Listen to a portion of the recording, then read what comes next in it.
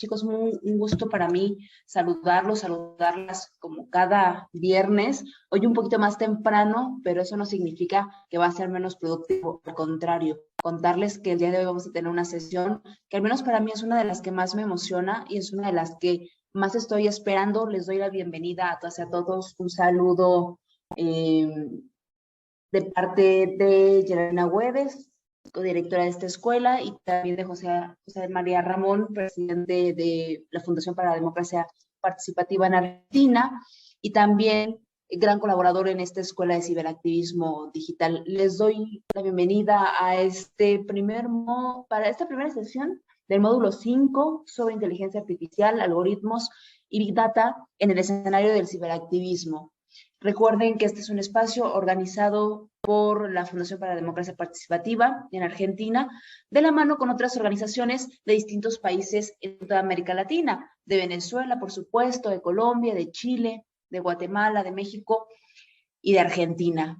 Nuevamente, muchas gracias a las personas que se encuentran en este espacio, a las que posteriormente lo estarán viendo en redes sociales y también a las que nos van a escuchar a través de las grabaciones que les hacemos llegar. Muchas gracias por conectarse.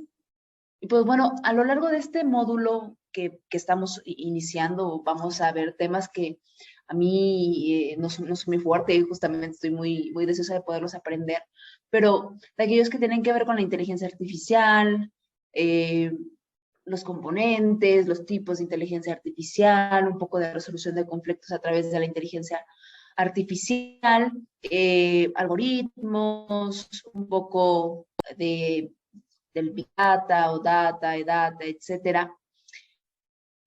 Justamente todo enfocado hacia la parte de sociedad civil organizada o ONGs o sociedad organizada o como le conozcan ustedes en sus latitudes. Pues bueno, este es un espacio para promover la participación política en América Latina, para generar un compromiso cada vez mayor, tanto cívico como político, y sobre todo para el desarrollo y fortalecimiento de iniciativas que promueven la democracia.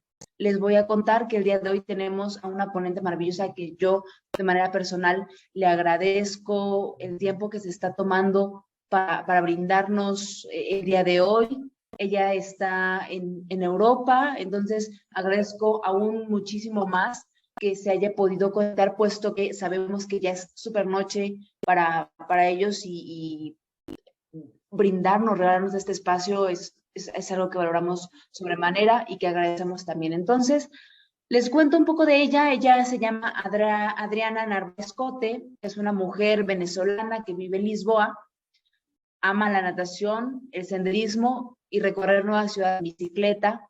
Estudió Derecho en la Universidad Central de Venezuela y una maestría de Estudios Políticos y de Gobierno en la Universidad Metropolitana.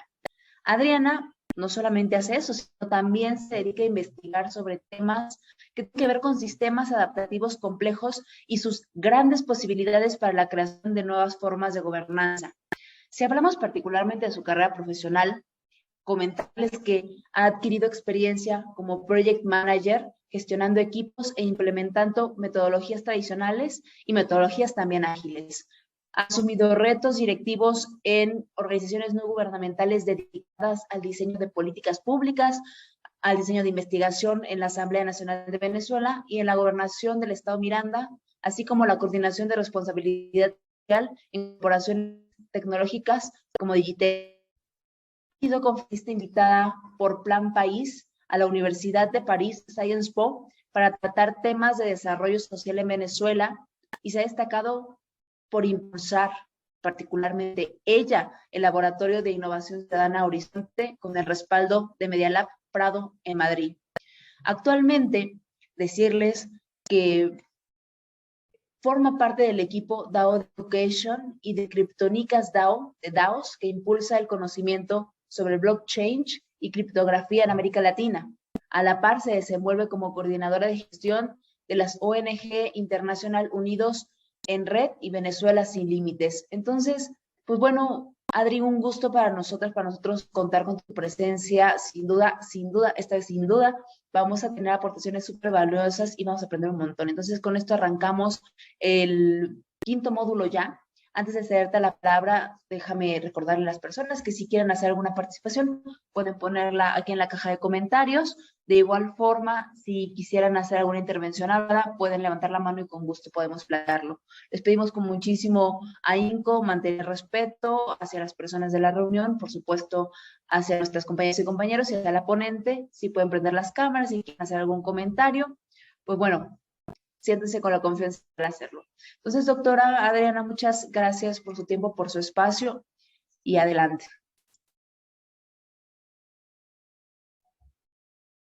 Muchas gracias, Danixa, por la invitación a esta escuela de ciberactivismo y a todas las personas que están conectadas aquí con nosotros.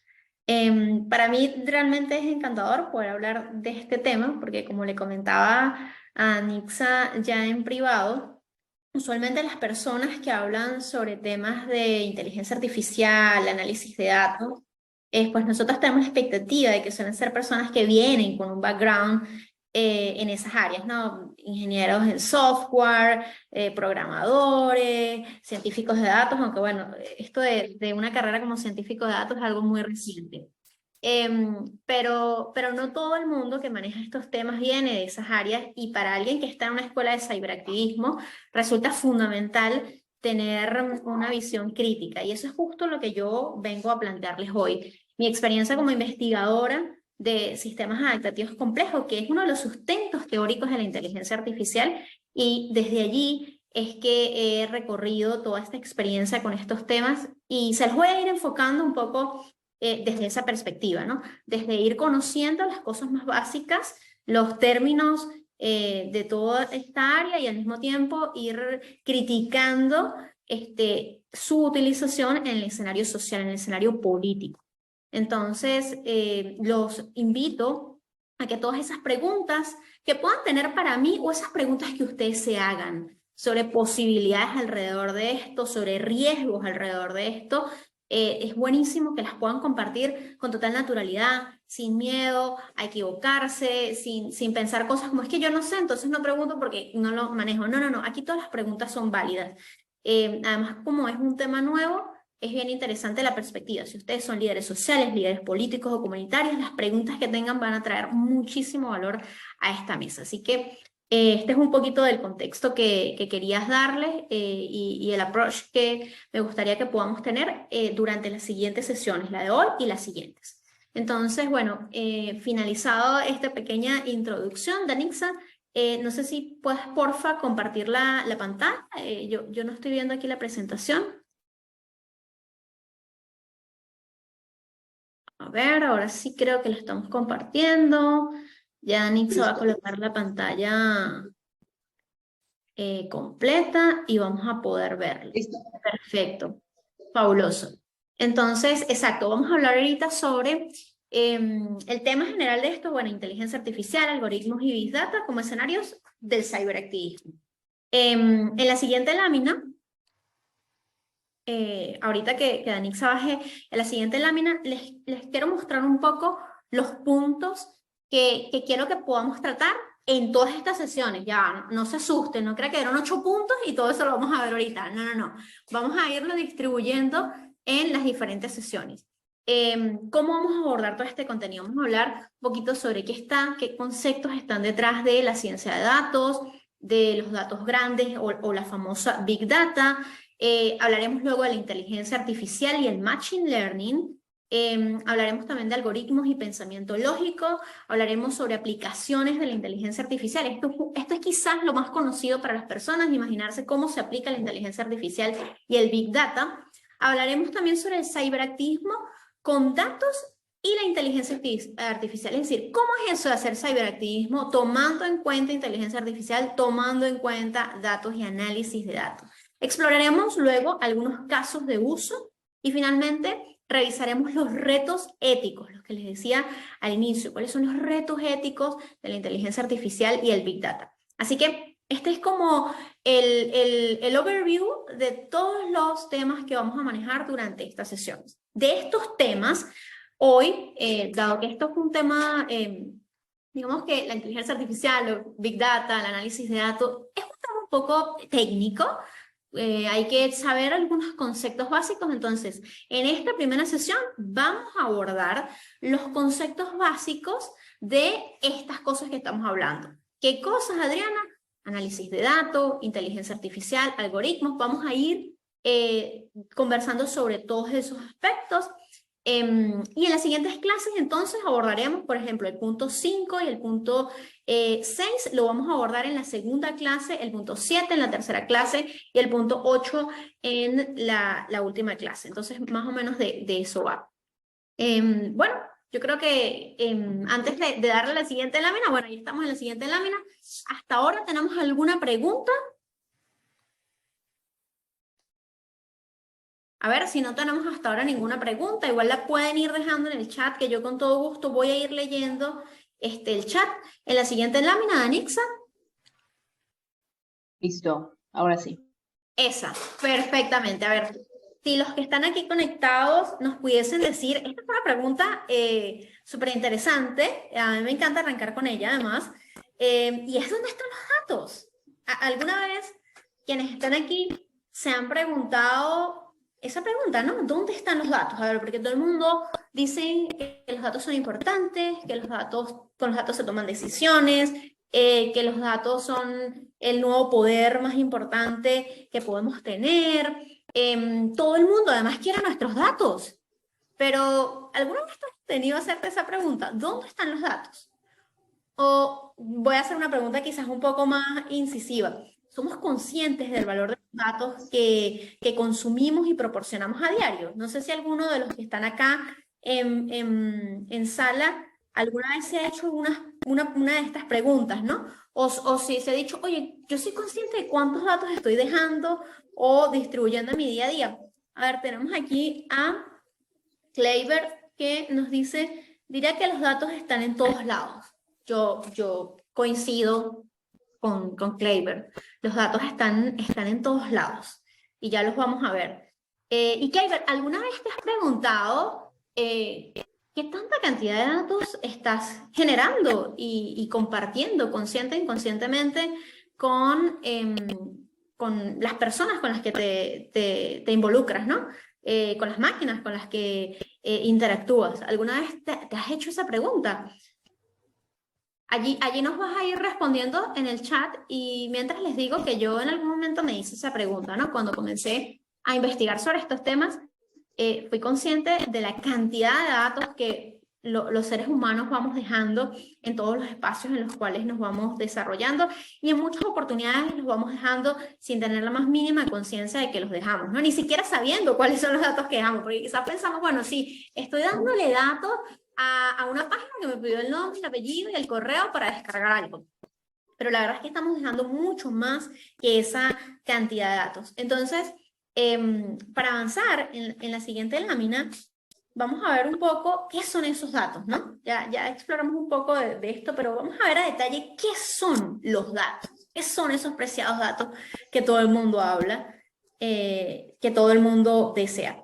Pues, si ustedes hacen un search en Google, en cualquier espacio, en cualquier página, ustedes van a encontrar que quizás más o menos una definición técnica que suele coincidir con lo que se encuentra en la web, dice algo así como que el dato es la representación de una variable que puede ser cualitativa o también puede ser cuantitativa y que de ese modo se le asigna un número, una letra o un símbolo. Más o menos todas las definiciones que conseguimos en la web tienen que ver con esto. Incluyen esto, representación de variables, cualitativo y cuantitativo.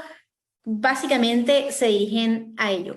Pero en palabras más coloquiales, digamos menos técnicas, más coloquiales, un dato es pero cualquier información que tenga como sustento la realidad, cualquier información. Un dato puede ser, por ejemplo, un nombre, mi nombre, Adriana, o un país como Buenos Aires o México, donde está Anixa. Un número, como su número de identidad, un código de identificación, una contraseña, o cualquier cosa que se nos ocurra, básicamente es un dato. Eso es básicamente, sin apegarse a definiciones teóricas, yo les invitaría a que se graben digamos, esa expresión. Un dato es cualquier información que tenga como sustento la realidad. Si mantienen esa definición en su mente durante todas estas clases de este módulo, vamos a poder avanzar rápidamente porque esto va a permitir ponernos en contexto. Entonces, lo principal a tener en cuenta es que para que los datos tengan sentido, esos datos que hablamos como el país, un nombre, un número, para que esos datos puedan tener sentido, por lo general se presentan relacionados con otros datos o variables. Como mi nombre, por ejemplo, no tiene demasiado sentido si no puedo relacionarlo con otras cosas. Les voy a colocar un ejemplo quizás más claro, ¿no? La lista de asistencia a este curso. Déjame ver aquí en pantalla. A ver, ya va. Mira, Adri, hace una pregunta Gerardo y dice, ¿ese sustento a qué se refiere? A ver, Gerardo, ¿ese sustento a qué se refiere? Cuando le digo un sustento en la realidad, por ejemplo, pudiésemos hablar de algo como mi nombre es Adriana Narváez y eso se sustenta en una realidad. Yo existo. Es una identificación de Adriana Narváez que existe. Entonces, no es cualquier Adriana Narváez, es una Adriana Narváez que existe. A eso hace referencia el tema del sustento, Gerardo. Ok.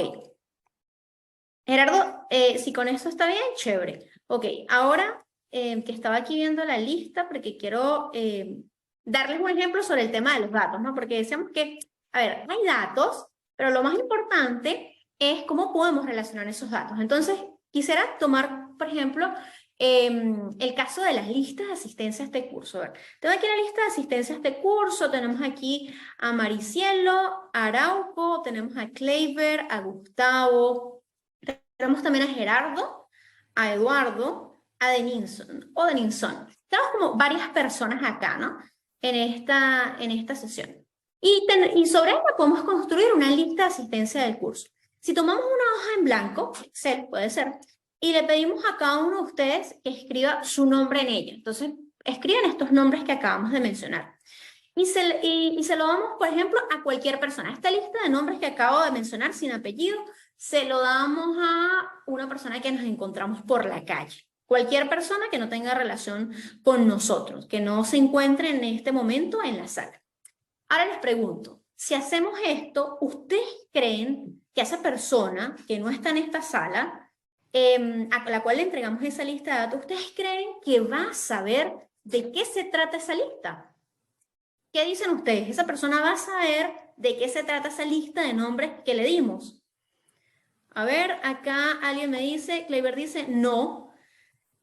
No sé quién más pudiese escribir allí, pero Kleiber, estoy totalmente de acuerdo contigo. Definitivamente, si le damos, bueno, puede imaginárselo, a ver, vamos a ver esto que dice Gerardo. Puede imaginárselo, pero Gerardo, si tú, por ejemplo, yo estoy aquí en Portugal, y estoy además en Coimbra, si yo voy, por ejemplo, a Figueira da Foz, que queda a unos 20 kilómetros de acá, y le doy una lista en la cual dice Danixa, Denilson, Gerardo, Gustavo, Kleiber y Maricielo.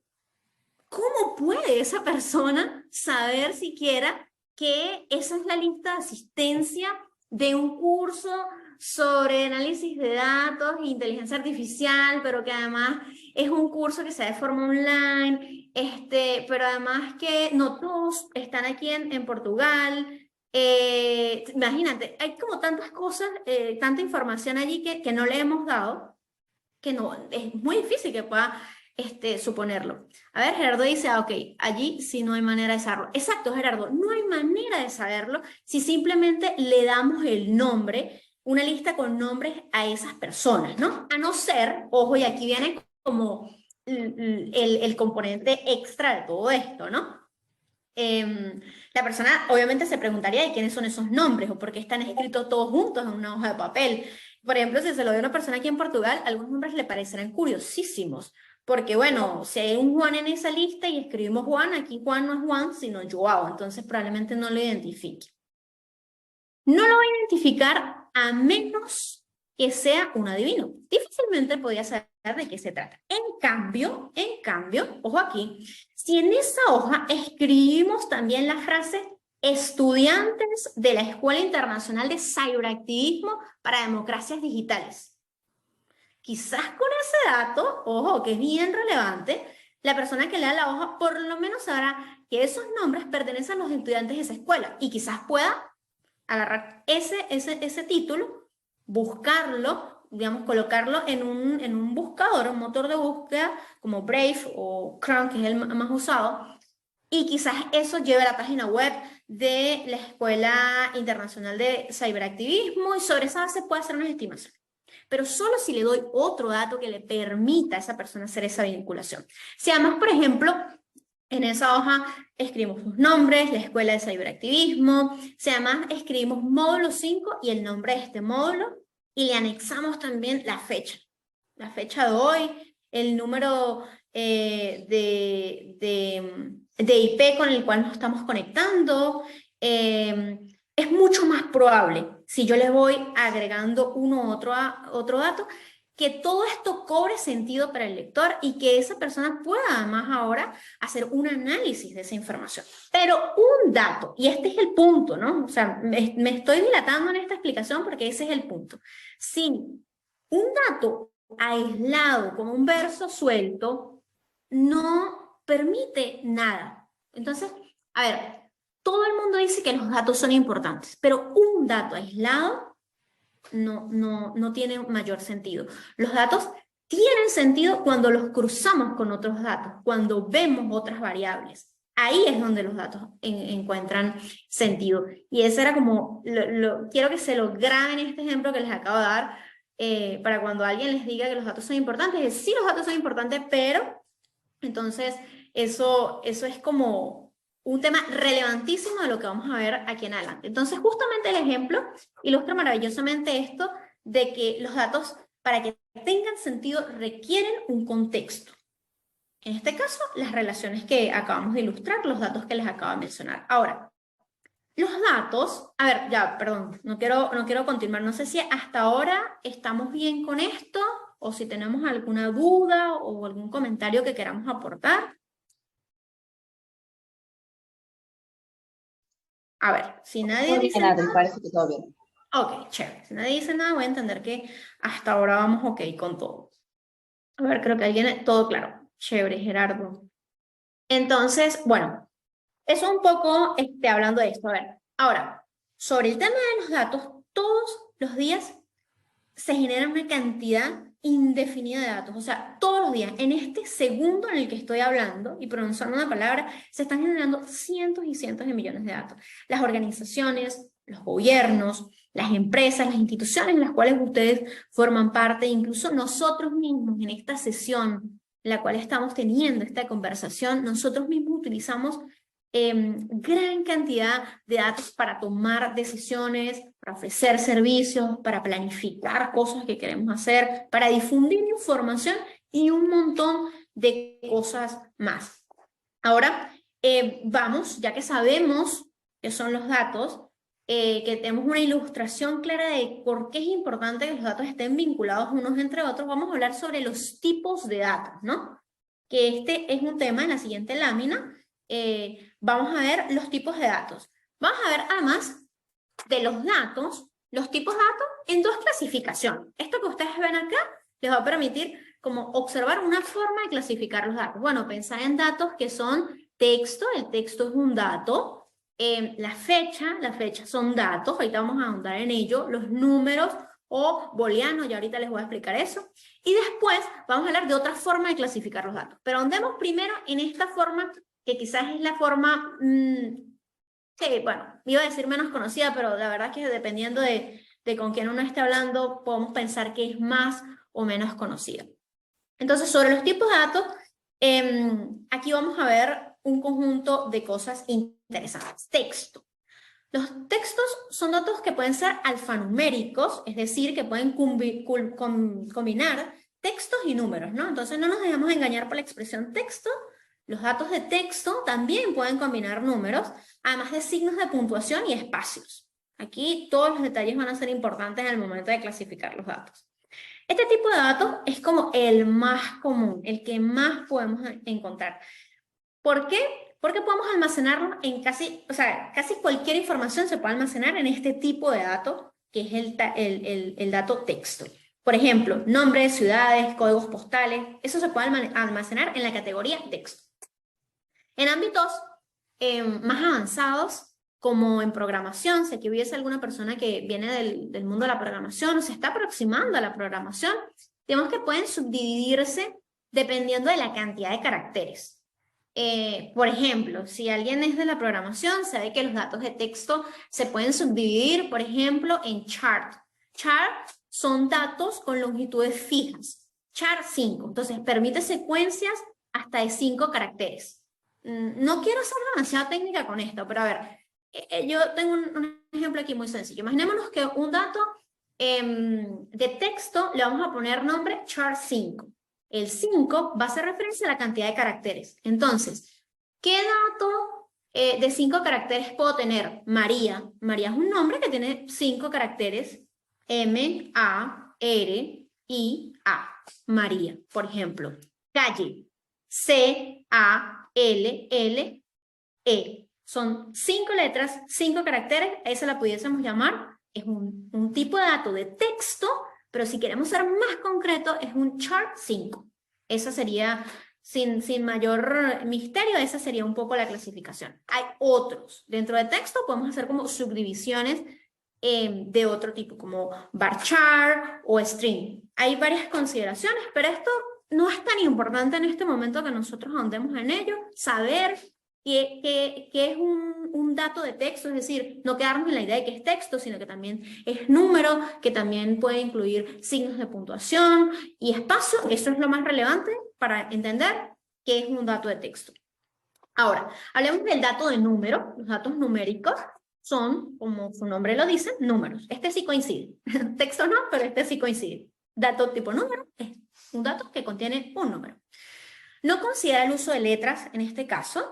Puede ser un número entero, conocidos en programación como integer, o números decimales también. Pueden ser números decimales, como por ejemplo los que utilizamos para almacenar información de monedas.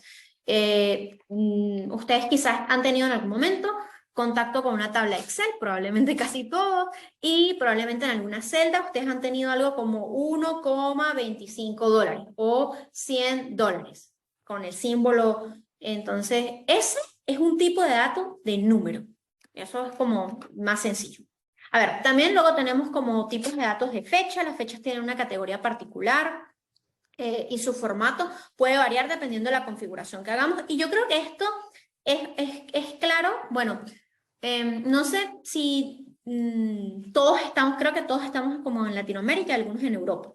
Pero, por ejemplo, si estamos en Estados Unidos, la configuración del formato de tipo fecha es distinta. Nosotros, por ejemplo, usualmente colocamos día, mes, año y hora. Hoy es 4 de noviembre del 2022. Pero también podemos colocarlo distinto, como 11 de noviembre /04 el día y luego el año. Entonces, bueno, el formato de fecha hace referencia a la fecha, pero saber que puede tener diferentes formatos, ¿no? Podemos configurar esto de diferentes formas. Estos datos son muy útiles, pareciera esto muy básico, pero estos datos son muy útiles si queremos registrar, por ejemplo, la fecha de nacimiento o la fecha y hora en la que se publicó un tweet. Los datos de número de fecha son muy importantes. Ahora, quizás el más curioso, el que más le llama la atención aquí, porque los demás son cosas como más asociadas a lo que vivimos el día a día, es el famoso booleano o booleano, como algunas personas también le suelen llamar, y es otro tipo de dato. Este es más curioso, tal vez poco conocido, como les decía, por ustedes, y se trata de números binarios. Es decir, que solo tienen dos opciones posibles. Esos son datos que son, por ejemplo, 1 o 0, verdadero o falso.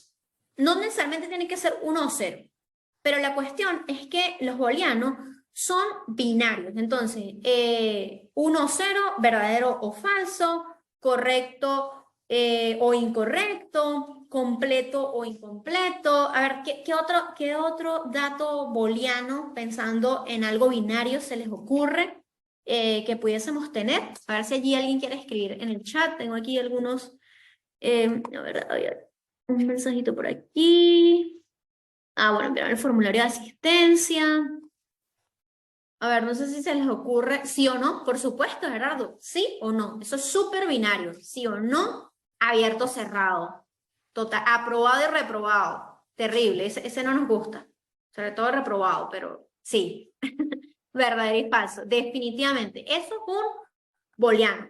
Ya saben. Cuando piensen que eso es muy raro, ya saben que booleano es eso. Un dato binario que permite dos opciones que se contraponen. Eso es como lo más claro.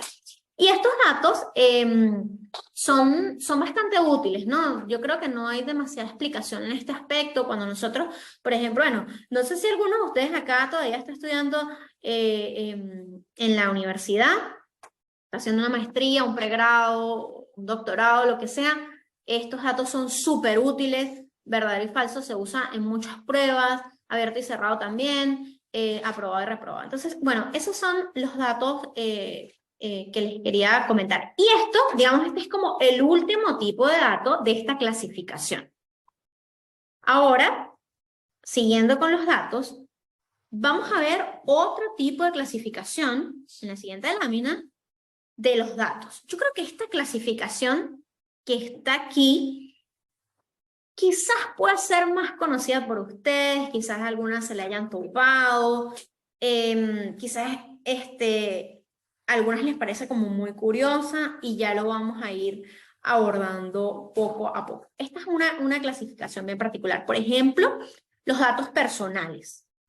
Los datos personales son los datos que generamos diariamente nosotros como personas. Por ejemplo, cuando ustedes entraron a Instagram y comenzaron a hacer scroll down para ver qué hay por allí y le dan like, no sé, les aparece una publicación sobre una actividad que les gusta, un concierto de Coldplay, por ejemplo, un concierto de alguna cantante que a ustedes les guste mucho y ustedes le dan like. Ustedes van y le dan like a esa publicación. Comenzamos a seguir a alguien o de repente comenzamos a seguir a esa misma persona en Instagram o de repente vamos a Twitter y decidimos publicar un tweet. Así, utilizando la inteligencia artificial, por ejemplo, estos datos que ustedes van dejando cuando dan like, cuando siguen a alguien, si nosotros utilizamos la inteligencia artificial, es posible para las empresas conocer nuestras preferencias,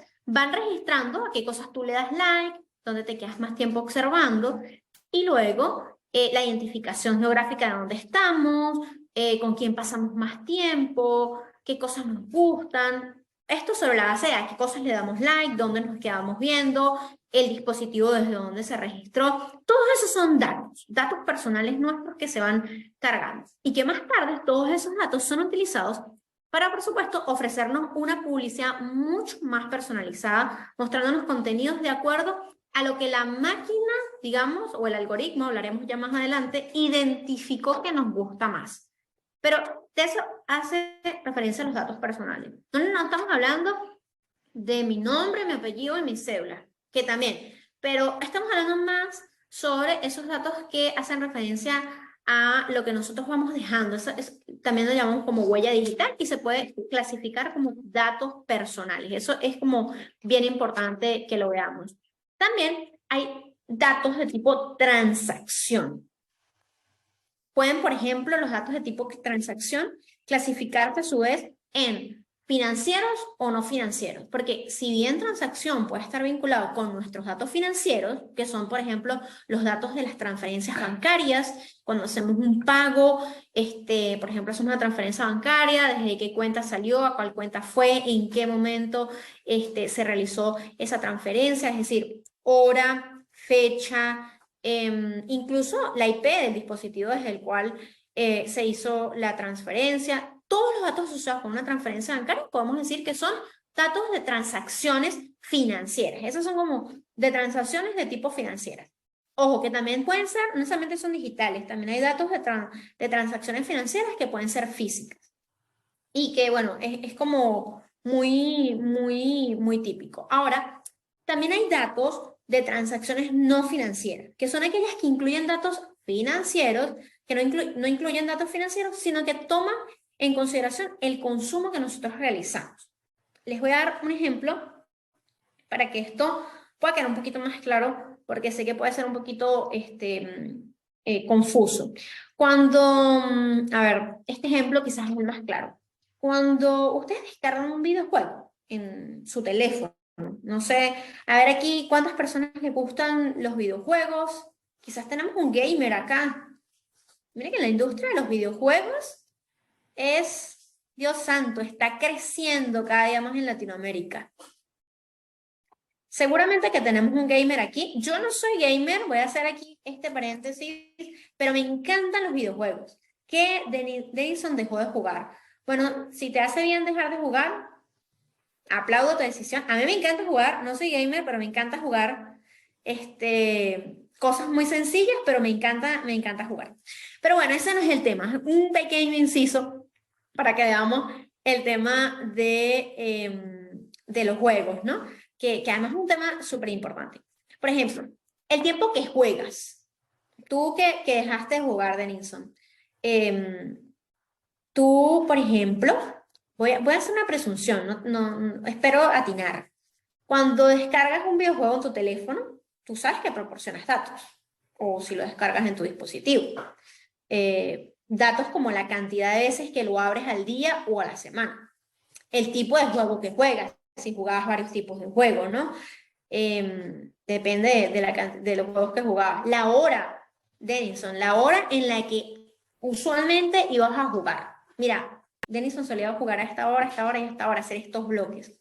Inclusive el desempeño que tenías cuando pasabas de un nivel a otro, dónde tuviste, en qué niveles tuviste más dificultades, en cuáles no. Toda esa información tú sabes que se estuvo registrando y es una información y unos datos valiosísimos. Datos de transacciones no financieras. Son transacciones, pero no son financieras, porque vamos, que no es una transacción financiera los datos que se generan en ese juego que tú estuviste jugando. Pero se llaman datos tipo transacciones.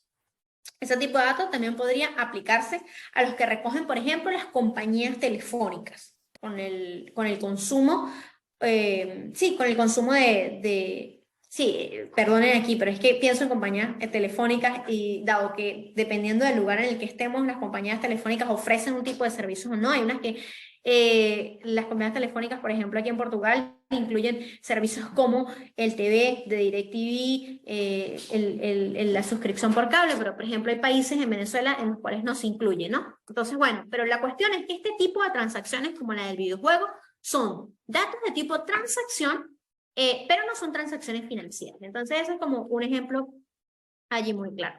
Otro tipo de datos son los de navegación web. Esto seguro que todos lo hemos visto. A ver, ¿quién de esta sala no ha entrado a una página web y les ha parecido que tienen que aceptar las cookies?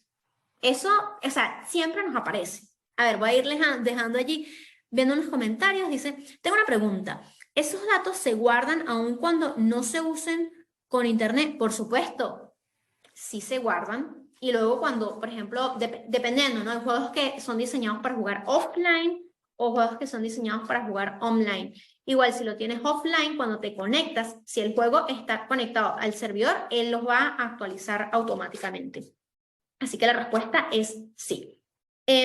Con este tipo de dato, otro tipo de dato, a ver, que estamos viendo, navegación web, creo que es muy conocido este tipo de dato porque tiene que ver con las cookies, que digamos sí, exacto, es muy conocido. Cada vez que utilizamos internet, todos lo sabemos, nos aparecen las cookies que recolectan una cantidad, ustedes no se pueden imaginar, sorprendente de información. Como, por ejemplo, si ahorita alguno de ustedes tiene abierto una página web allí, cualquiera, no me voy a atrever a atinar qué tipo de intereses tienen ustedes, pero si ustedes tienen una página web y están navegando en ella, sin duda les va a estar registrando la ubicación geográfica de ustedes. Esa página web se está quedando con tu ubicación geográfica. Ojo, algunas veces es posible eliminar, ¿no? Como elegir qué cookies aceptas y cuáles no. Pero usualmente te va a tomar la ubicación geográfica, tus búsquedas que buscaste dentro de esa página web, la identificación del usuario que accedió, por supuesto. Probablemente pueda tener acceso a tu edad, al género, al tiempo que pasas en la página, cuánto tiempo pasaste en la página, qué búsquedas hiciste, cuánto tiempo pasaste en esta pestaña y cuánto tiempo pasaste en esta pestaña.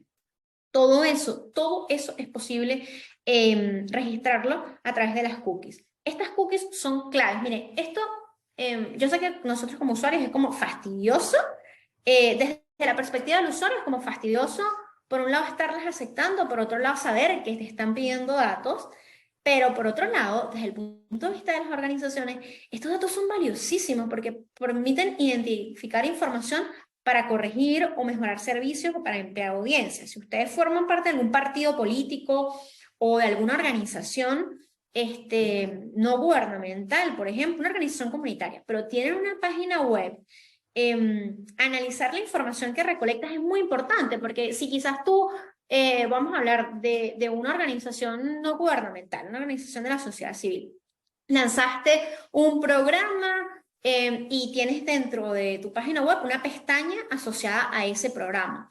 Y ahí tienes una información para descargar. Por ejemplo, colocaste 2 documentos para descargar, un botón al cual van a cliquear para acceder a un formulario de registro y un calendario sobre un conjunto de eventos que vas a realizar.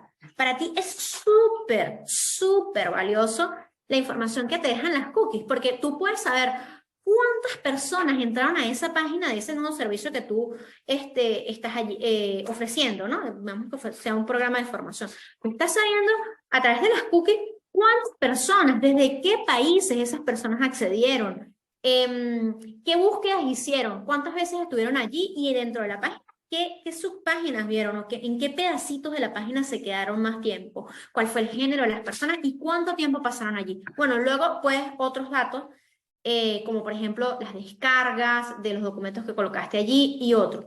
Pero esta información, si tú lanzas un programa de formación y colocas todo esto en tu página web, tú no puedes obviar esta información, tú tienes que pedirle a la persona que gestiona tu página web que te dé esa información, porque tú sobre esa base puedes tomar decisiones. ¿Sabes? Tú puedes decir, mira, esta página nunca se vio, esta página sí se vio, mira, la mayoría de personas que entraron aquí fueron personas de Buenos Aires, ¿por qué no entraron personas de México si la página es de México? Entonces, como tú puedes ir haciendo relaciones y mejorando mucho sobre la marcha, ¿no? A ver, voy a leer aquí unas preguntas que tengo escrito. Uy, varias preguntas, a ver. Gregory dice, mayormente las páginas europeas son las que te obligan a aceptar todos los cookies, eso debido a una ley que tiene en Derecho de Tecnología y Redes. Bueno, usualmente, a ver, sí, digamos acá en Europa, tú puedes aceptar o cookies, como todas las cookies, o puedes seleccionar cuáles cookies permites. Aquí en Europa, por ejemplo, hay una ley europea, un reglamento europeo sobre trato de datos, y de hecho es bastante regulado. En Latinoamérica no todos los países tienen legislación sobre temas de datos, pero muy interesante, Gregory, que hayas traído sobre la mesa el tema de la regulación, de las leyes que permiten o no la recopilación de ciertos tipos de datos. Vamos a leer aquí otra pregunta. ¿Qué tanto puede limitar una VPN a la hora de visualizar esos datos de los usuarios? Muy bueno que la hayas traído sobre la mesa. Voy a no quiero extenderme mucho con esto, pero quiero decirles que ustedes quizás todos son de Buenos Aires, no lo sé.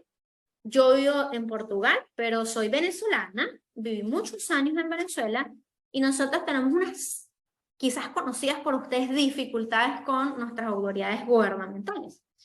Así que las VPN han sido en muchos casos la herramienta más útil que nosotros hemos tenido para evitar que el gobierno pueda rastrear nuestra huella digital. Entonces, sí, las VPN hacen un túnel. Podemos incluso hacer una clase luego para explicar cómo las VPN hacen un túnel. Yo, por ejemplo, aquí estoy conectada desde Portugal, pero si yo tengo VPN y coloco para conectarme, por ejemplo, con Canadá, quien está trazando estos datos acá, lo que va a hacer es que estos datos van a entrar a un túnel que, digamos, que le va a mostrar a quien está haciendo el seguimiento que yo estoy en Canadá, si elijo Canadá, en lugar de estar donde estoy. Entonces, el VPN es súper, súper valioso porque permite, es como uno de los medios que tú puedes tener para manejar estos temas.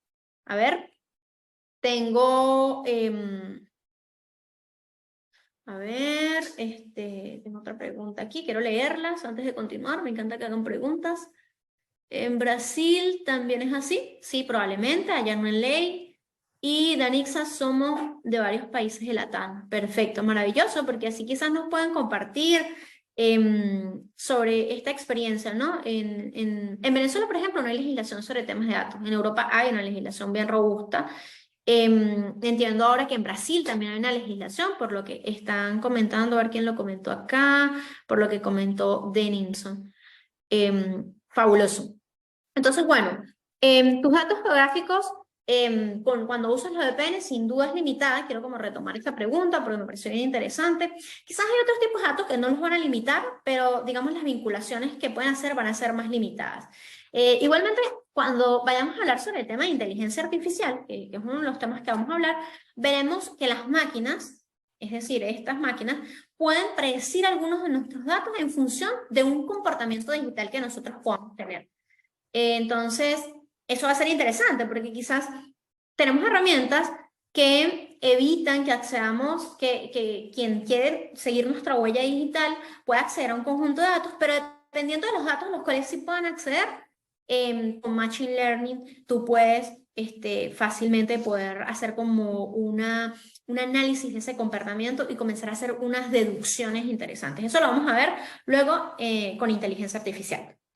A ver, vamos a avanzar rapidito porque hay varias cosas que todavía nos están faltando. De la otra clasificación, de esta clasificación, otro de los puntos es machine to machine, ¿no? Máquina a máquina. Estos son datos que son generados y transmitidos por las interacciones entre una máquina y otra. Por ejemplo, un dispositivo de GPS, cuando estamos usando Google para pedir Uber, espero que haya Uber en sus ciudades, se generan datos bidireccionales entre mi dispositivo de GPS, el de mi teléfono probablemente, y el dispositivo del conductor de Uber. Otro ejemplo de esto puede ser los datos que se generan cuando los sensores de los semáforos, yo no sé si en las ciudades donde ustedes están esto ocurre, pero en algunas ciudades los sensores de los semáforos detectan que se acerca un peatón y envían un flujo de datos al semáforo para que cambie.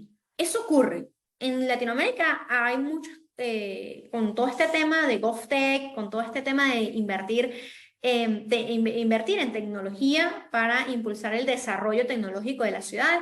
Esto ha pasado en muchas ciudades. Yo creo, si no me equivoco, que en Buenos Aires hay este tipo de semáforos, pero no estoy muy segura. Quizás quienes están conectados a Buenos Aires nos puedan dar esa precisión. Pero este es un tipo, en estos casos de los semáforos que les estoy comentando es así. Es un tipo de dato que se transmite de máquina a máquina. Entonces, inclusive los datos que se intercambian entre teléfonos, para no ir al tema de los semáforos.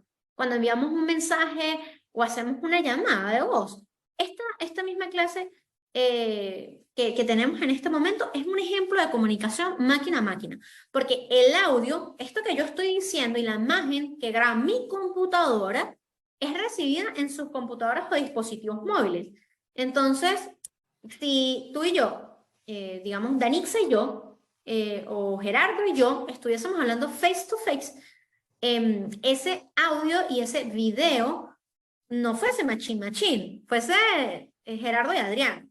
Pero, por ejemplo, aquí esta conversación está mediada por mi máquina y la máquina receptora de la valla. Entonces, ese también es un tipo de dato que viene dado por el emisor y el receptor. Y también, finalmente, los datos biométricos son datos que son intrínsecos de nosotros, los seres humanos, los que identifican de forma única e irrepetible y nos diferencian de todo. La huella dactilar, por ejemplo. Mi huella dactilar es un dato biométrico. Mi ADN es un dato biométrico. La retina de mi ojo es un dato biométrico. E incluso los rasgos faciales que yo tengo son un dato biométrico. Y aquí me va a permitir hacer un comentario que a ustedes quizás les interese muchísimo.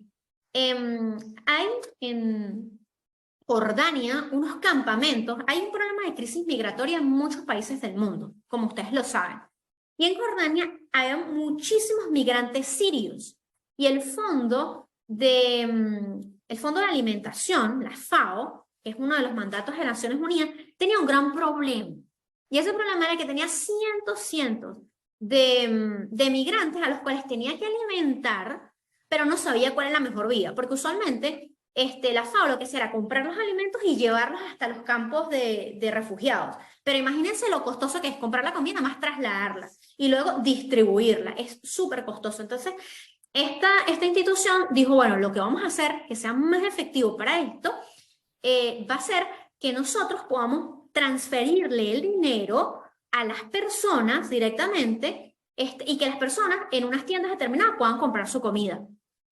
Bueno, pero eso traía otro problema tremendo y era el problema de que estas personas no tenían cuentas bancarias porque son refugiados. Si tú estás en tu país y sales huyendo a otro país, no tienes cuenta bancaria en ese nuevo país y además no tienes documentos de identidad. Hay una cantidad de obstáculos para tener una cuenta bancaria. Entonces, como no tenían cuentas bancarias y además abrírselas y hacer las transferencias iba a ser un gasto tremendo porque los costos de transferencia son costosísimos, una cosa bárbara. Entonces, en Jordania, ay Dios, el FAO, el Fondo de Alimentación, lo que decidieron fue diseñar un sistema utilizando blockchain para que, como estas personas no tenían cuenta bancaria, con el iris de su ojo podían identificarse. Esto era así. Iban a una tienda donde podían comprar, ya previamente acordado con esa tienda, miraban un dispositivo, el dispositivo escaneaba su iris y apenas escaneaba su iris en la computadora del vendedor aparecía. Ella se llama Danixa Morales, viene de tal país y tiene asignado a su cuenta $200. Y con el iris ya esa tienda tenía esa información y podía de esos $200 descontar una cantidad asociada a los alimentos que se estaban comprando. Les estoy dando este ejemplo porque quizás ahorita les estoy hablando como de tipos de datos y esto pareciera como muy teórico. Pero cuando lo ves con este ejemplo te das cuenta de la importancia de identificar un tipo de dato biométrico. El dato del iris o el dato de nuestra huella dactilar es súper importante para solucionar problemas sociales que están pasando ya. La migración es un problema gravísimo.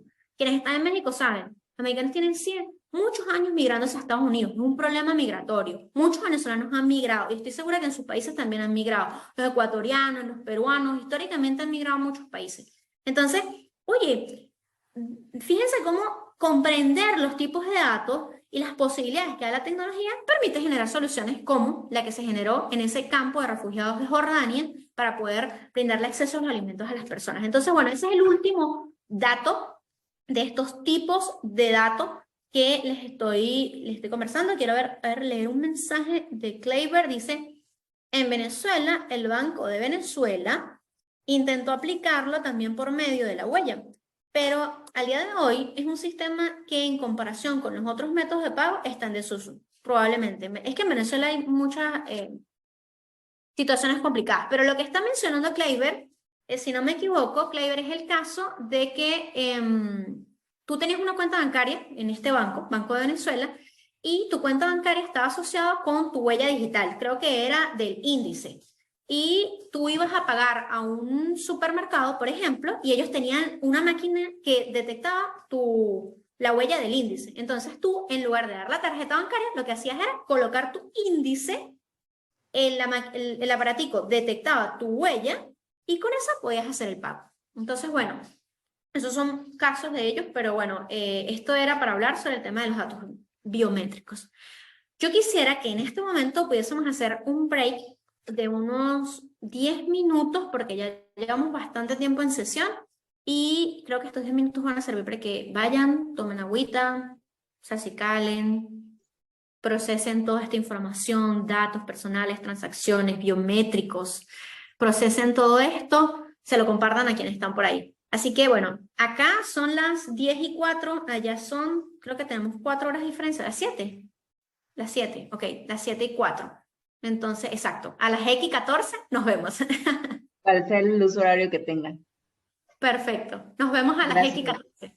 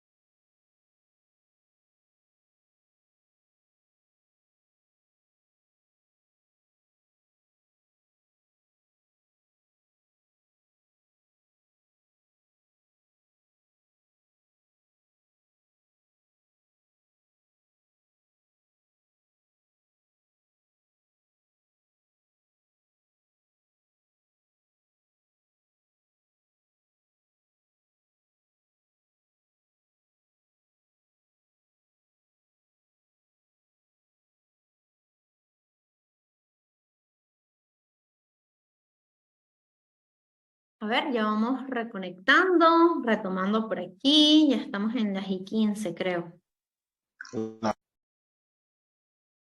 Hola Eduardo, Antonio, bienvenido.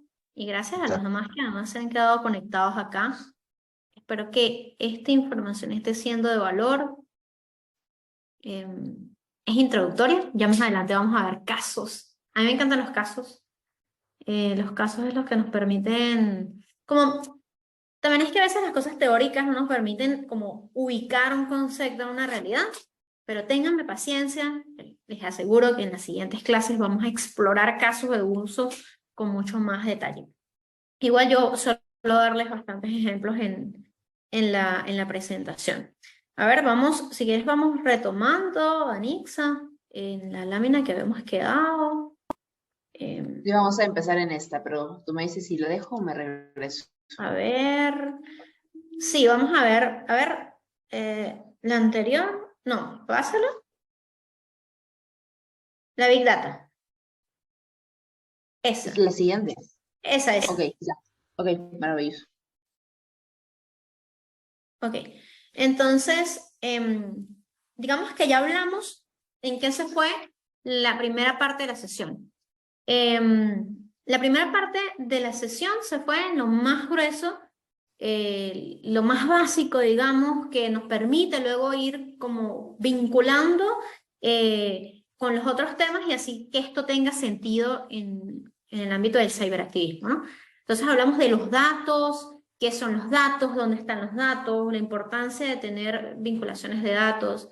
Y también hablamos sobre dos tipos de clasificaciones de datos y ahí exploramos algunos ejemplos y por qué es importante saber cómo se clasifican esos datos, ¿no? Un poco lo que abarcamos hasta ahora. Ahora, por supuesto, ya va, antes de avanzar, hay algo que tenía que decirle en mente. Hay un tema de la ética de los datos que no lo vamos a abarcar ahorita, aunque acabamos de hablar de los datos, no vamos a abarcar, a conversar sobre la ética de los datos acá, lo vamos a conversar sí, pero al final del módulo. ¿Por qué al final del módulo? Porque al final del módulo es que luego de ver todo esto, análisis de datos, Big Data, Machine Learning, todo eso es más rico, tiene mucho más sentido ver el tema de la ética.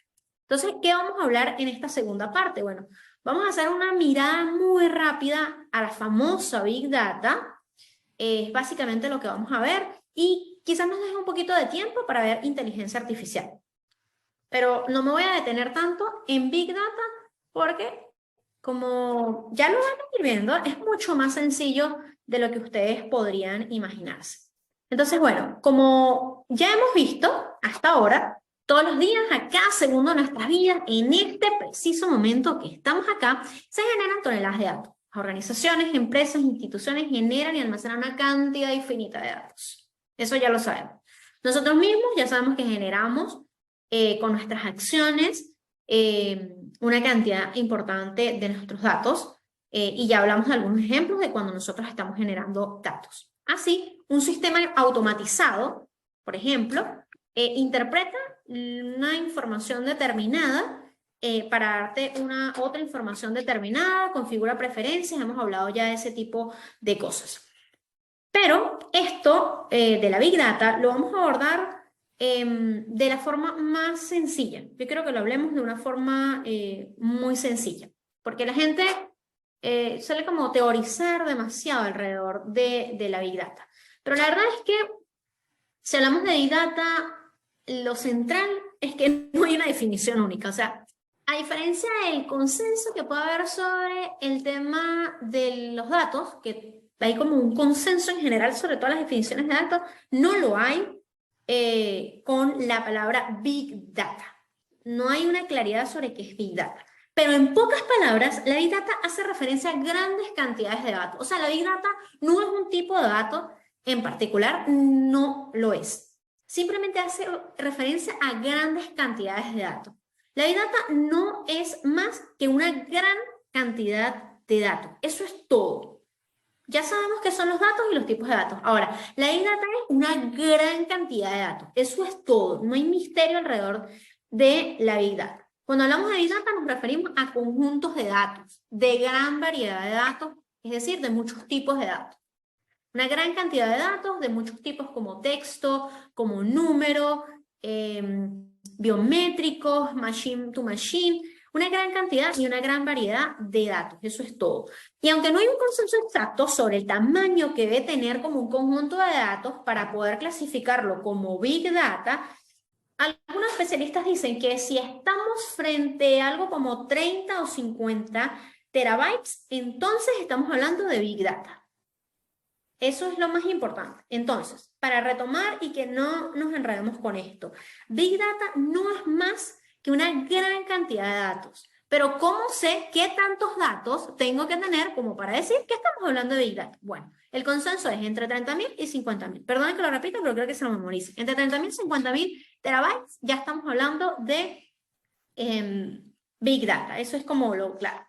Ahora, ¿sabían ustedes? Tengan eso en mente, 30 y 50.000. ¿Sabían ustedes que el motor de un avión puede generar más de 10 terabytes de datos en solo 30 minutos de vuelo? No sé si lo sabían, pero imagínense nada más que en 30 minutos de vuelo se pueden generar hasta 10 terabytes de datos. ¿Y cuántos vuelos hay en un día, chicos? ¿Cuántos vuelos hay en el DF? Solamente. ¿Cuántos vuelos hay, por ejemplo, en Buenos Aires? ¿Cuántos vuelos hay en Quito? ¿Cuántos vuelos hay en Córdoba? ¿En Madrid? ¿Cuántos vuelos hay si sumamos todos los vuelos que están ocurriendo en este preciso instante? Probablemente cientos de vuelos ocurren al día. Imagina entonces la cantidad de datos que se procesan si solo en 30 minutos de un vuelo tenemos 10 terabytes. Es interesante, ¿no? Porque uno comienza a ver en proporción ciertos temas de los datos. Ahora, pongamos un ejemplo más cercano a nosotros. Supongamos que una fotografía promedio que hacemos con nuestro teléfono móvil, como este, pesa 1 mega. Usualmente una fotografía puede pesar 1 mega. Si sabemos que 1 tera es igual a 1.000.000 de megabytes, entonces un conjunto de datos de 50 terabytes, que sería lo que se necesita para ser considerado Big Data, almacenaría un total de 50 millones de fotografías sin estar comprimidas. Es decir, que 50 millones de fotografías sin estar comprimidas ya nos pone en temas de Big Data. Si tienes esa cantidad, ya estamos hablando de suficientes datos para hablar de Big Data. Entonces, esto es un poco como para que puedan hacer esa relación, ¿no? Ahora, la naturaleza de la Big Data es bastante compleja, va mucho más allá, porque los datos que almacena pueden no ser estructurados, es decir, que pueden provenir de diferentes fuentes y se encuentran en diferentes formatos. Por ejemplo, en una gran cantidad de datos de Big Data, podemos tener datos generados por sensores de vehículos, radiofrecuencias, búsquedas de Internet, redes sociales, teléfono móvil, dispositivo de GPS que puede estar en teléfono móvil o dispositivos autónomos de GPS, entre otras tantas fuentes. Datos y más datos. Son, o sea, con aplicaciones infinitas, que no puedes imaginarte la cantidad de datos que hay, que luego te ayudan a tomar decisiones o que te pueden ayudar a resolver problemas, incluso a escribir una respuesta automática en tu correo o en tu LinkedIn. Pero eso es como lo principal que quería decirles de la Big Data. No hay misterio, la Big Data es simplemente una cantidad inmensa de datos y para que consideremos que es Big Data, entre 30 y 50.000, ya hicimos alguna relación de a qué equivalen 50 terabytes, más o menos, como les decía, equivale a 50 millones de fotografías. Si pensamos que cada fotografía tiene 1 megabyte. Ahora, en la siguiente lámina, vamos a ver sobre el tema de Big Data. Usualmente nosotros hablamos, quienes estamos en estos temas, hablamos de las V de Big Data. Los especialistas solemos hablar de temas como las grandes V para caracterizar y definir el Big Data, que nos basamos principalmente en características y puntos a tomar en cuenta cuando se trabaja con macrodatos. Entonces, en esa lámina que están viendo en pantalla, podemos ver las 6 V. V de volumen, V de velocidad, de variedad, de variabilidad, de valor y también de veracidad. Volumen básicamente hace referencia a grandes cantidades de datos. Ahí yo más o menos les he dejado algunos apuntes con relación a eso, pero quiero como, no ahondar demasiado, pero sí un poquito para que nos quede una idea más clara. Un aspecto importante, volumen. Cuando hablamos de Big Data nos referimos a grandes cantidades. Este volumen es importante para el almacenamiento, también para el procesamiento y para el análisis. Y cuanto mayor sea el número, el volumen, digamos, de esos datos, más complejo será utilizar el Big Data. Ese es el volumen. Hace referencia a el gran número de datos que podemos tener. Ahora, la velocidad representa la rapidez con la que nosotros recibimos, o sea, la Big Data, ese lugar en el cual tenemos la data, representa la rapidez con la que se reciben y procesamos los datos. Eso es un elemento muy importante de Big Data. Con no solamente la cantidad de datos, sino también la velocidad de recepción y de procesamiento de los datos. Los datos pueden, por ejemplo, estar almacenados en un disco para su posterior procesamiento, pero también pueden procesarse directamente en la memoria, lo cual permite que su operación sea mucho más rápida. Por ejemplo, los datos que están conectados a un servidor. También es preciso contar con una forma de analizar esos datos, ¿no? En tiempo real, sí estamos recibiendo datos en tiempo real. El ejemplo que les colocaba de los sensores que tienen los semáforos, esa es información que no es que tú recibiste la información ahorita y ya esa data está cerrada, no. Es información que se está recibiendo constantemente y tiene una velocidad de recepción y una velocidad de procesamiento determinada dependiendo de lo que se tenga configurado. Ahora, la variedad se refiere a los tipos de datos que hay disponibles. Y eso ya ustedes lo saben, se los puedo preguntar y lo saben, porque ya hemos hablado de los tipos de datos. Algunos de ellos son datos estructurados, otros son semiestructurados, datos como texto, ya habíamos hablado sobre los tipos de datos, así que cuando hablamos de variedad nos imaginamos en esos tipos de datos, si son datos de texto, si son datos de tipo número, si son datos de tipo, por cierto, ¿cómo se llaman los datos de tipo binario? A ver, si alguien recuerda cómo se llaman los datos de tipo binario, que lo coloque allí en el chat. Bueno, a esos tipos de datos que revisamos hace referencia la característica variedad de la Big Data. La veracidad se refiere a la exactitud de los datos. Se pueden recopilar muchos datos de las redes sociales, de los sitios web, de todo, podemos recopilar datos. Pero ¿cómo es posible asegurarse que los datos son exactos y correctos? Porque yo simplemente puedo, bueno, esto es toda una discusión, el tema de los bots que generan muchísimos datos falsos. Entonces, la Big Data también tiene una característica que hace referencia a la veracidad de esos datos. Si se usan datos de mala calidad, por ejemplo, pueden causarse problemas. Los datos inciertos pueden dar pie, no se imaginan, a análisis muy imprecisos, pueden hacer que tomemos decisiones equivocadas y por eso es que es súper relevante la veracidad de los datos. Ahora, el valor, que es la otra B de Big Data, y es que no todos los datos que se recolectan son considerados de valor, ni se pueden utilizar para tomar decisiones, y esto es importante. Es importante conocer el valor de los datos disponibles, establecer una forma de limpiarlos y configurar cuáles son relevantes para un propósito deseado. Es decir, hay cientos de datos, no todos los datos nos ayudan a tomar decisiones, tenemos que limpiarlos, y el valor, la B de valor en Big Data hace referencia a eso, a los datos que tengan valor, que aporten valor para la toma de decisiones o el propósito para el cual lo estemos limpiando.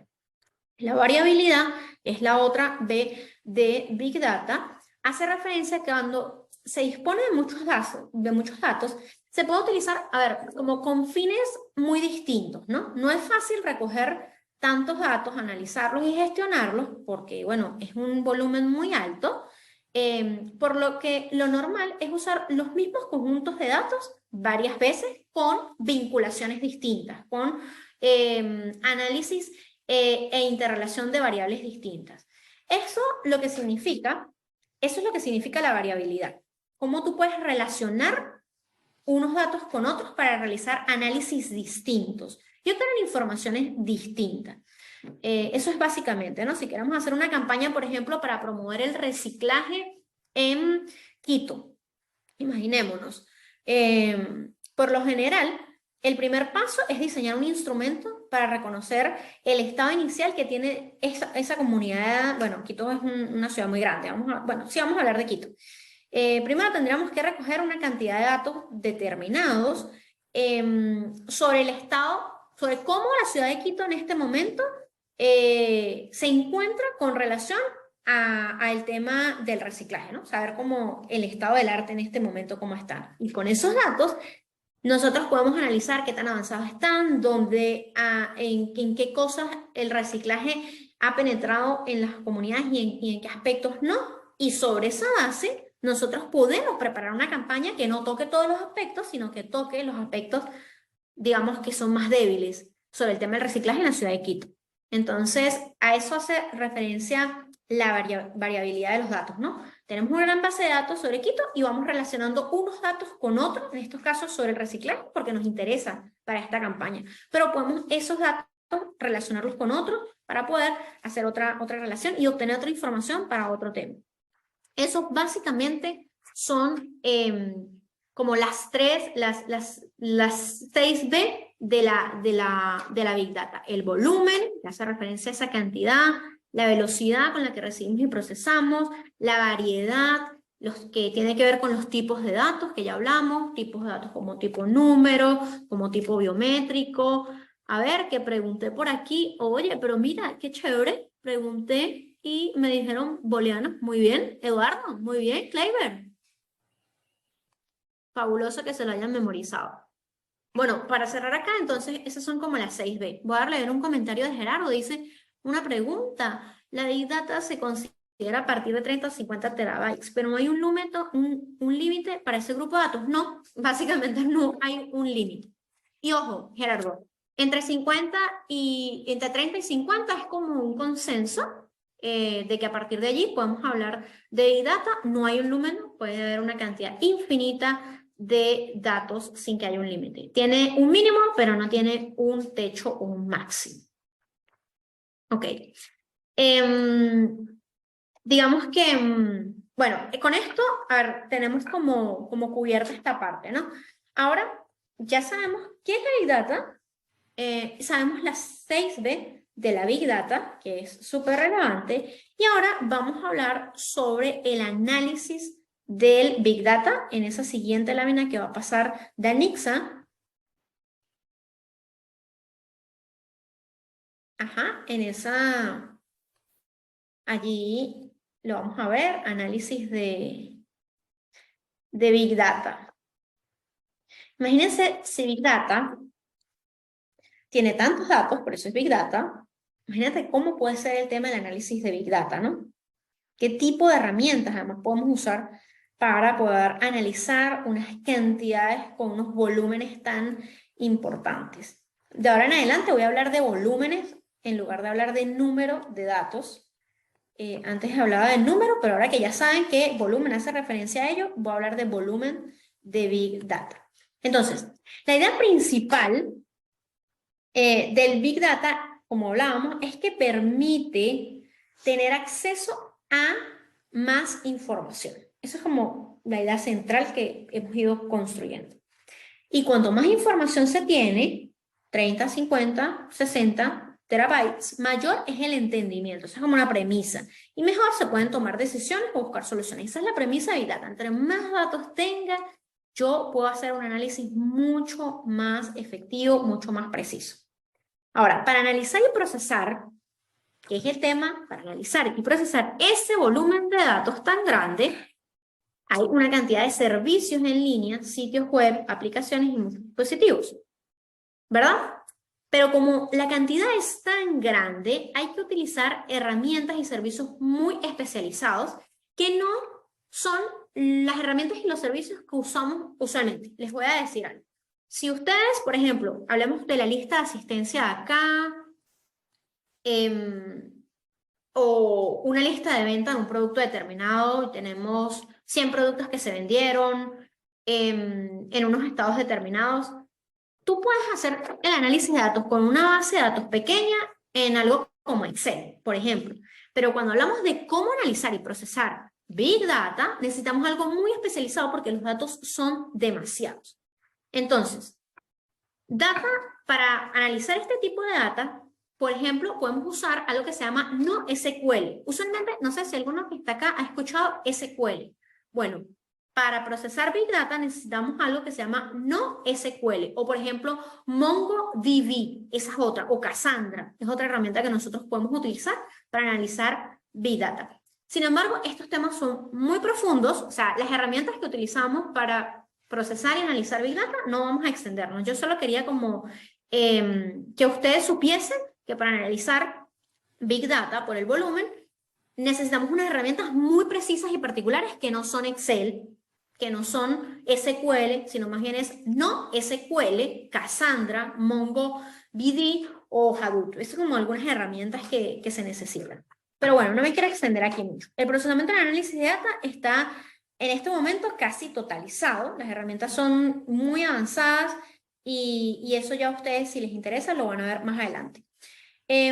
A ver, pero ¿qué sí es importante que sepan?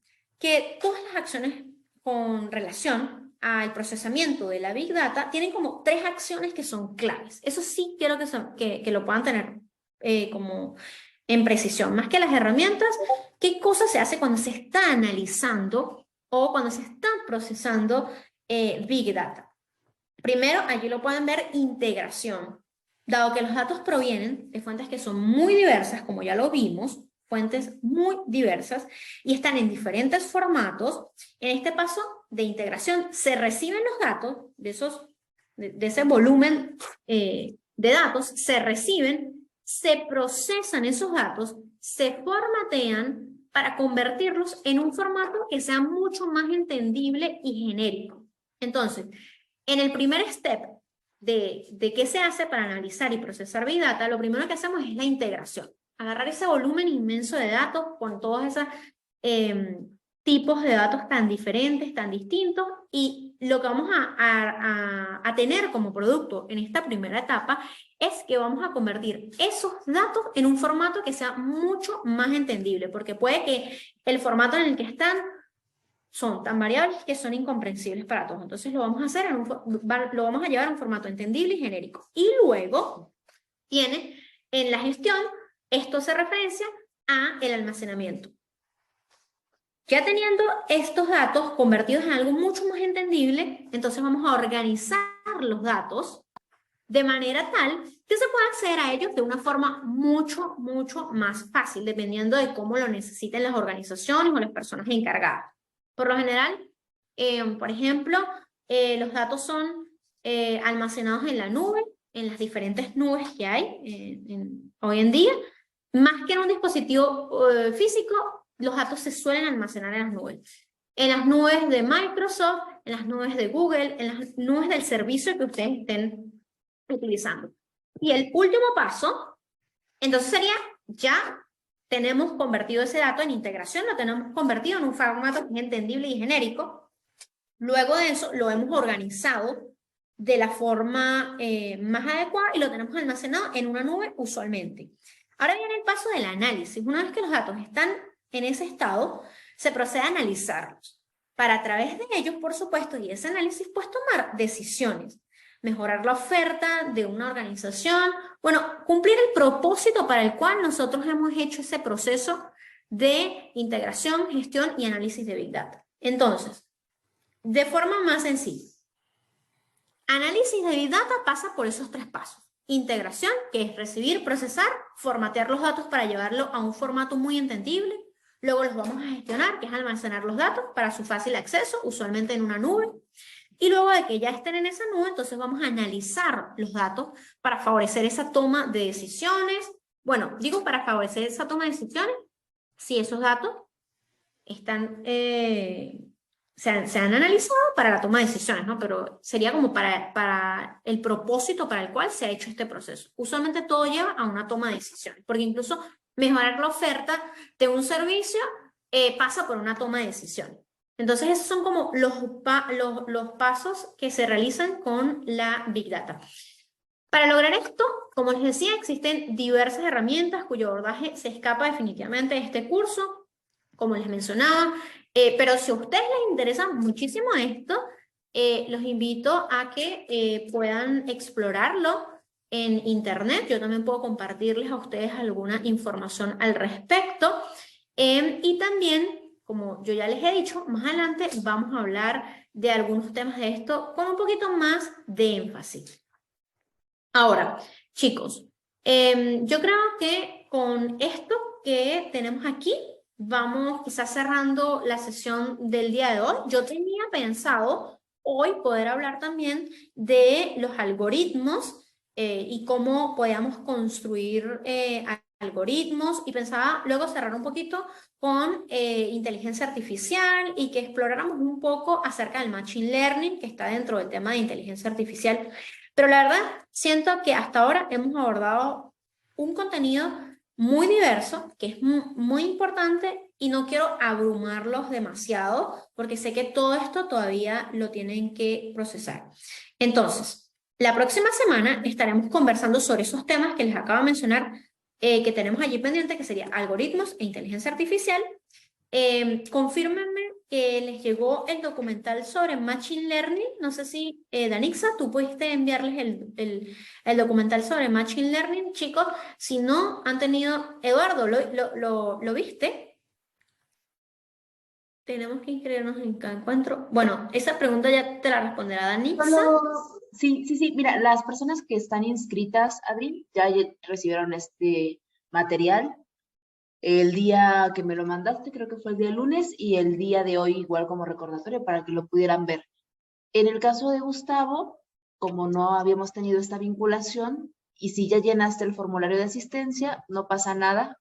Al momento en el que tú lo llenes, te hacemos llegar todo el contenido. Te lo vuelvo a poner nuevamente, ¿no?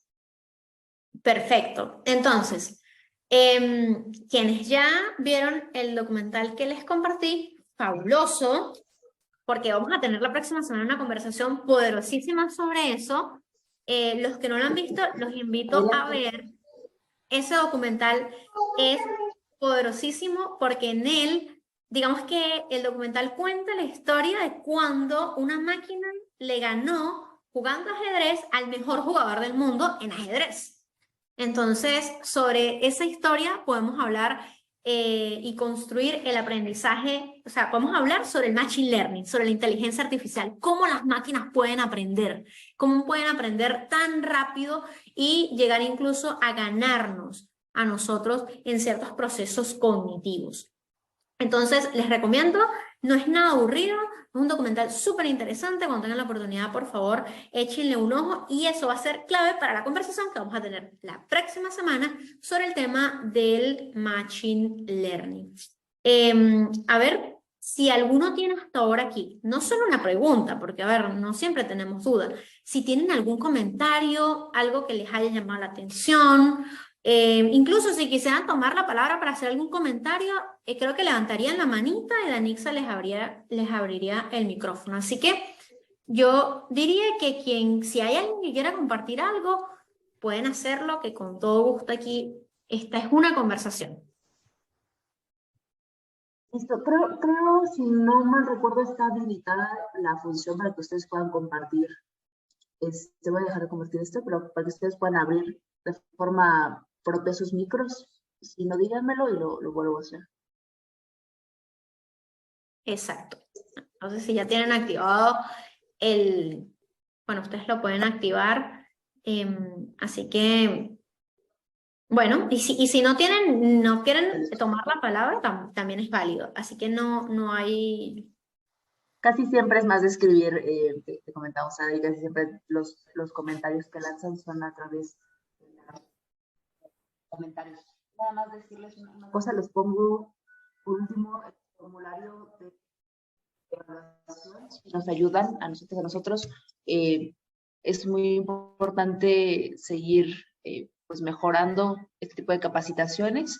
Entonces, si nos ayudan llenando el formulario, tanto de asistencia como capacitación, para que podamos hacer por parte de la asistencia, la vinculación, tengamos pues la posibilidad de mandarles directamente el link y las indicaciones de la escuela, pues estaría maravilloso.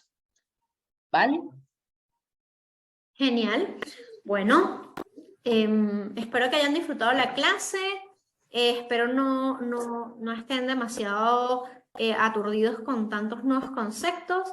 Vean el documental y nos vemos en la siguiente clase para que podamos hablar sobre algoritmos, inteligencia artificial y machine learning. Maravilloso. Entonces, nos vemos en la próxima sesión. Chicas, chicos, nuevamente muchas gracias por su tiempo. Adri, nuevamente gracias por tu espacio. Y pues decirte que a mí particularmente me gustó mucho la información que diste. Ya tengo aquí mis notitas para ponerme también a estudiar, ¿no? Entonces, un abrazo a todas y a todos y nos vemos la próxima semana a las 6 de la tarde, hora argentina. Y ya ustedes ven el uso horario que tengan, dependiendo de la latitud en donde se encuentren. Un abrazo a todas y a todos.